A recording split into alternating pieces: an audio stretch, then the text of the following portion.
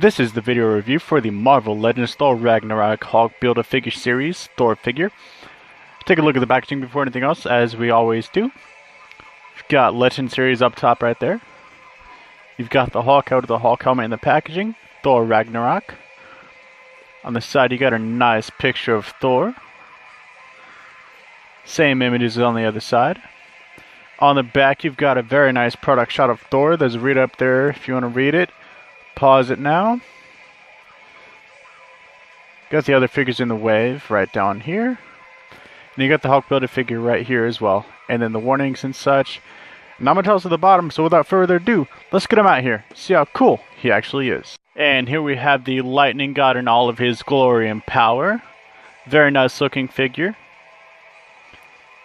Although the swords came extremely warped in the packaging, so that's something right off the bat that I don't like. It may only be prominent in my copy of the figure, but nevertheless, it is a problem for me and I must address it in the review. By the way, the music that's playing in the background is my band. We are a heavier deathcore band. And just let me know if you guys like this kind of music. If you don't like this kind of music, I won't do it on my future reviews. I try to make it to where it's quieter than my actual voice, so if you would like to ignore it, you can. But if you guys are interested in the band name is Pain and Silence, and the album is called Embrace. Check out the album stream on our channel. And yeah, enough about that. Let's get into the actual figure. I like the way I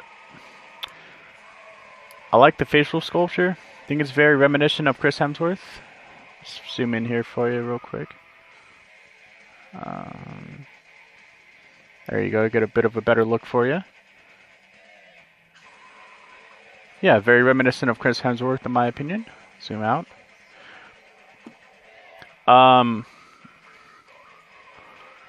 So we'll go over paint apps first. I haven't reviewed a figure in a while, so yeah, excuse that. Sorry. I think the paint apps are pretty clear, pretty flawless overall. I haven't really noticed any issues with my copy of the figure. We'll look at the back here. Very nicely detailed. I like. Sorry about that. Unforeseen circumstances got in the way of what I was saying, but as I was saying, very strong paint decals on the figure. Very sharp, very precise. Not really any blotching that I can notice. I need better lighting in my fucking review station, I swear to God. I'm gonna have to invest in that. Money sucks. So let's go over his articulation, shall we?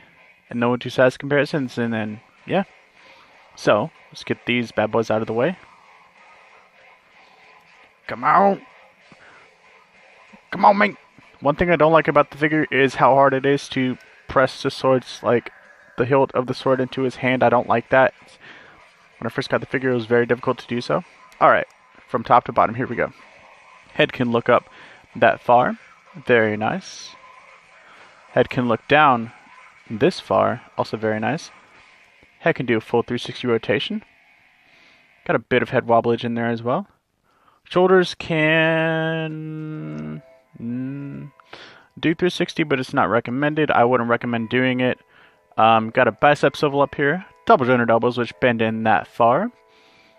Got full wrist rotation. And you have a sort of dice rolling motion in the wrist hinge. Just like so. Ab crunch crunches forward that far. Back that far. Waist rotation. Legs can kick out that far, not very far due to the rubber cloth in place. Kick back. Not really at all. Got an upper thigh cut. Double jointed knees, which bend in that far, although it's kind of difficult to. There we go.